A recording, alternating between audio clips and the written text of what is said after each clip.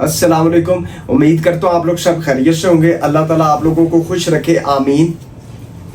The transfer of property act 1882 की series चल रही है।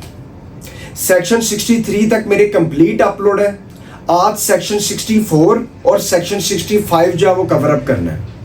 मैं हर वीडियो के अंदर एक चीज कहता हूँ कि मैं जो कुछ भी बताऊं आपने उसको लाजमी नोट डाउन कर लेना है, लिख लेना है, ताकि वो चीज इन फ्यूचर आप लोगों के काम आए। इसको शुरू करते हैं। बिस्मिल्लाहिर्रहमानिर्रहीम। बुक सामने रख लें, मैं इसके पॉइंट्स बताता जाऊंगा, साथ साथ इसको एलैबोरेट करता रहूंगा। सबसे पहले सेक्शन 64 के ऊपर चले जाए। सेक्शन 64 कहता है रीन्यूअल ऑफ मॉर्गेज्ड लीज। ये रीन्यू की बात करता है।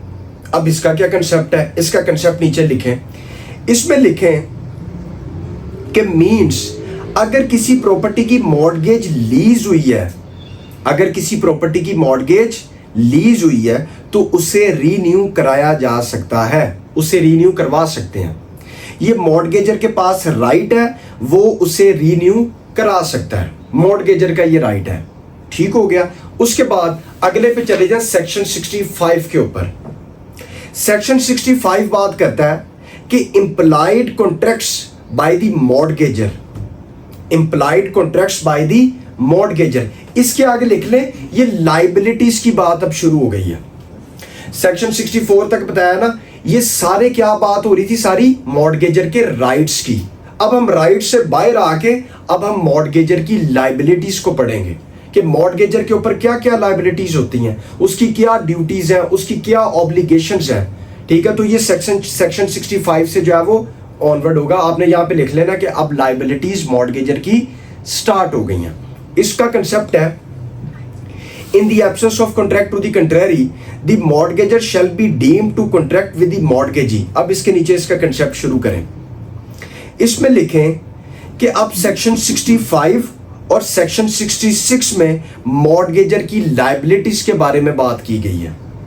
सेक्शन 65 और सेक्शन 66 किसको डील करता है? ट्रांसफर ऑफ प्रॉपर्टी एक्ट 1882 का लाइबिलिटीज ऑफ मॉर्गेजर। इसमें मॉर्गेजर की लाइबिलिटीज के बारे में बात की गई है कि क्या क्या मॉर्गेजर की लाइबिलिटीज होंगी। राइट्स हमने पढ़ लिए कि मॉर्गेजर के ये राइट्स थे, 64 तक हमने पढ़ लिए। अब सेक्शन 65 और सेक्शन 66 में मॉर्गेजर की लाइबिलिटीज के बारे में पढ़ना है। अब सबसे पहले 65 के अंदर नीचे लिखें कि implied contracts by the mortgagor का क्या मतलब है। Implied contracts by the mortgagor का मतलब लिखें कि इसका मतलब है जैसे मॉर्गेज डीड या कॉन्ट्रैक्ट होता है, उसमें एक्सप्रेसली मेंशन कर देते हैं कि ये टर्म्स होंगी और ये कंडीशंस होंगी, इनको फॉलो करना है। वो एक्सप्रेस होगी, जाहिर होगी, सिंपल कि भाई ये टर्म्स कंडीशंस है, इनके तहत आप लोगों ने चलना है। उसको कहते हैं एक्सप्रेसली, जाहिराना आपने बता दिया, तहरीर हो गया, बोल दिया या लिख दिया, क्लियर हो गया, एक्सप्रेस हो गया। फिर आगे कहता है लेकिन इंप्लाइड की जहां बात आ गई तो वो बेशक कॉन्ट्रैक्ट में लिखी ना भी हो, वो यही समझा जाएगा कि कॉन्ट्रैक्ट का हिस्सा है, इसे मानना ही मानना है। मींस इंप्लाइड का कह रहा है कि एक तो एक्सप्रेसली होता है और एक इंप्लाइडली होती है। मींस एक तो टर्म्स एंड कंडीशंस मेंशन किए जाते हैं, उसको कहते हैं expressly, that is a different thing. लेकिन कुछ ऐसी टर्म्स एंड कंडीशंस मेंशन नहीं की गई तो इस सेक्शन के अकॉर्डिंग वो होंगी ही होंगी, उसको कहते हैं इंप्लाइडली। कि एक तो आपने लिख दिया ना कि ये काम करना है, ये टर्म्स एंड कंडीशंस है, वो एक्सप्रेस हो गया, इसको कहते हैं एक्सप्रेसली। और एक होता है इंप्लाइडली कि उसमें लिखा ना भी हो ना तो ये होना ही होना है, उसको कहते हैं ये इंप्लाइडली हो रहा है काम।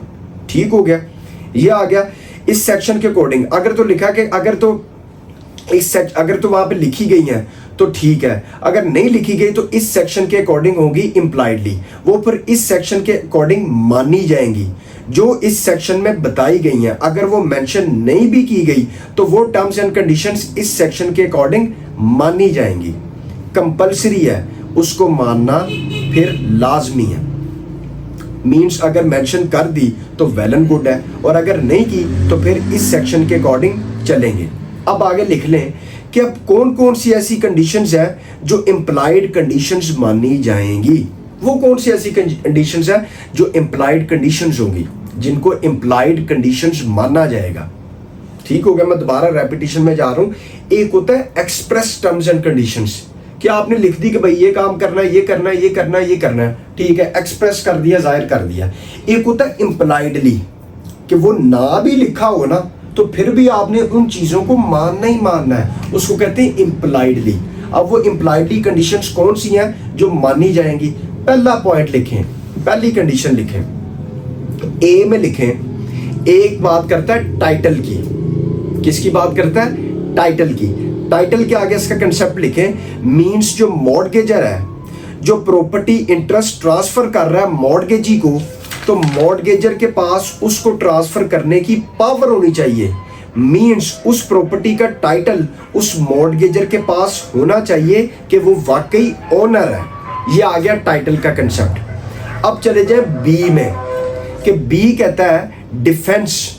वो किसकी बात करता है? डिफेंस की। डिफेंस के अंदर कंसेप्ट लिखें, मींस जो प्रॉपर्टी की ओनरशिप है वो उसे डिफेंड करेगा, और दूसरी बात कि वो मॉर्गेजी को भी अलाउ करेगा, मॉर्गेजी को भी अलाउ करेगा कि आप मेरे बिहाफ पे मेरे टाइटल को, ओनरशिप को डिफेंड कर सकते हैं। मींस वो डिफेंड करेगा अपने टाइटल को, अपनी ओनरशिप को, कि कोई दूसरा उसकी प्रॉपर्टी को नुकसान ना पहुंचाए। ये दूसरी लायबिलिटी आ गई। ये इंप्लाइड कंडीशन है, ये माननी कंपलसरी है। ठीक हो गया। उसके बाद सी पे चले जाएं। सी कहता है payment of public charges. Payment of public charges, इसका आगे कंसेप्ट लिखें। मींस ये जो क्लॉज है ये तब एप्लीकेबल होती है जब प्रॉपर्टी मॉर्गेजर के, मॉर्गेज की हुई प्रॉपर्टी जो है वो मॉर्गेजर के कब्जे में हो, पोजेशन में हो, तब ये क्लॉज एप्लीकेबल है पेमेंट ऑफ पब्लिक चार्जेस वाली। मींस जब तक वो प्रॉपर्टी मॉर्गेजर के पोजेशन में होगी तब तक मॉर्गेजर की लायबिलिटी होगी कि उस पे जो भी पब्लिक चार्जेस बैठते हैं, टैक्स वगैरह या कोई भी चीज, वो उसे पे करेगा, वो उसे पे करेगा मॉर्गेजर। ये लायबिलिटी उसकी बैठती है। उसके बाद डी पे चले जाएं। डी बात करता है लीज एंड रेंट की। लीज एंड रेंट की इसमें लिखें, मींस अगर मॉर्गेज जो है वो लीज पे दी गई है, या मॉर्गेज बाय लीज और मॉर्गेज ऑफ लीज है, तो फिर इस केस में मॉर्गेजर की जो ड्यूटी बैठती है वो रेंट की बैठती है। किसकी ड्यूटी बैठती है? रेंट की। तो रेंट जो है वो पे किया जाएगा according to terms and conditions. और इसमें यह भी कहा गया है कि उसे रीन्यू भी कराया जा सकता है। तो मॉर्गेज लीज है, उसे रीन्यू भी करवाया जा सकता है, उसको रीन्यू करवा सकते हैं। उसके बाद इसी के आगे फर्दर लिखें, आगे मजीद कहा गया है इसी क्लॉज के अंदर, और एक लायबिलिटी ड्यूटी इस क्लॉज में बनकर आती है मॉर्गेजर की, वो है इंडेमनीफायर। लफ्ज इस्तेमाल हुआ होगा इंडेमनीफाई, इंडेमनीफाई वो बैठती है इंडेमनीफायर की। तो इंडेमनीफायर का मतलब लिखें, इंडेमनीफायर का मतलब है कि अगर मॉर्गेजर रेंट पे नहीं करता, या फिर रेंट टाइमली परफॉर्म नहीं होता, या कोई कंडीशन है नॉन परफॉर्मेंस होती है वो कंडीशन, या कोई ऑब्जर्वेशन थी, ऑब्जर्वेंस थी, तो नॉन ऑब्जर्वेंस होता है, तो मींस रेंट पे नहीं होता, कंडीशन परफॉर्म नहीं होती, ऑब्जर्वेशन नहीं होती, तो इस सूरत में जो नुकसान होगा मॉर्गेजी को, जो भी नुकसान होगा मॉर्गेजी को, वो मॉर्गेजर को उठाना पड़ेगा। ये उसकी लायबिलिटी है, मॉर्गेजर की लायबिलिटी है, वो नुकसान मॉर्गेजर को उठाना पड़ेगा।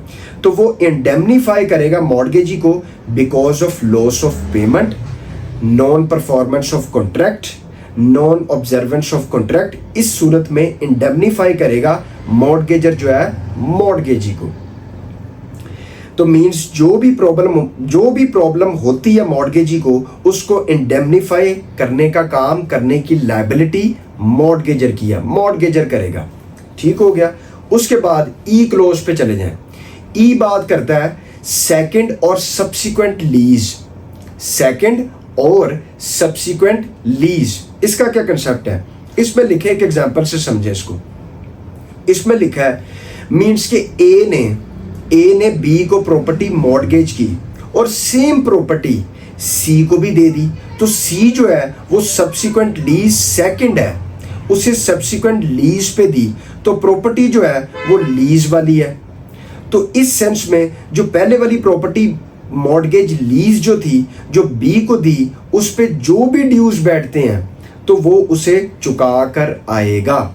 मींस अगर इंटरेस्ट वगैरह है तो ए जो है वो बी को चुका कर आएगा, और अभी टाइम आने वाला है, जो प्रिंसिपल मनी है वो ड्यू है, वो टाइम आने पे पे होगी, और इन बिटवीन उसने सी को लीज कर दी, तो जब टाइम आएगा पे करने का प्रिंसिपल मनी को, तो वो बी को पे कर देगा। तो सेकंड और सब्सिक्वेंट लीज में जो प्रायर मॉर्गेजी है उसका जो भी राइट्स बनते हैं उनको चुकाना ए का काम है, ए की रिस्पॉन्सिबिलिटी है, ए की लाइबिलिटी है। ठीक हो गया, ये सारी चीजें थी। उसके बाद नेक्स्ट जो है वो सेक्शन 65 ए की तरफ मूव ऑन करेंगे। ये थी लाइबिलिटीज, बात की उसने कि लाइबिलिटीज जो है वो कौन कौन सी मॉर्गेज पे बैठती है, कि सबसे पहले टाइटल की, कि टाइटल है भी है कि नहीं, उसके पास टाइटल देखना है उसने। ठीक है, डिफेंस की बैठती है, लीज एंड रेंट की बैठती है, पेमेंट ऑफ पब्लिक चार्जेस की बैठती है, फिर उसके बाद सेकंड और सब्सिक्वेंट लीज की बैठती है। तो ये चीजें हैं। तो वही चीज के अगर जो एक्सप्रेस कर दिए गया तो वेल एंड गुड है कंट्रैक्ट या डीड के अंदर, अगर एक्सप्रेस नहीं किया गया तो फिर इन सेक्शन की टर्म्स एंड कंडीशंस को फॉलो किया जाएगा। और ये टर्म्स एंड कंडीशंस क्या है, इम्प्लाइड है, इम्प्लाइड वाली हैं, ये एक्सप्रेस वाली नहीं है। इनको मानना ही मानना, लिखे ना भी ना तो फिर भी इनको मानना ही मानना, ये कंपल्सरी है कि इनको मानना ही मानना है। तो बाकी नेक्स्ट वीडियो के अंदर जो है आगे मूव ऑन करेंगे। बाकी दुआओं में याद रखिएगा। Thank you very much.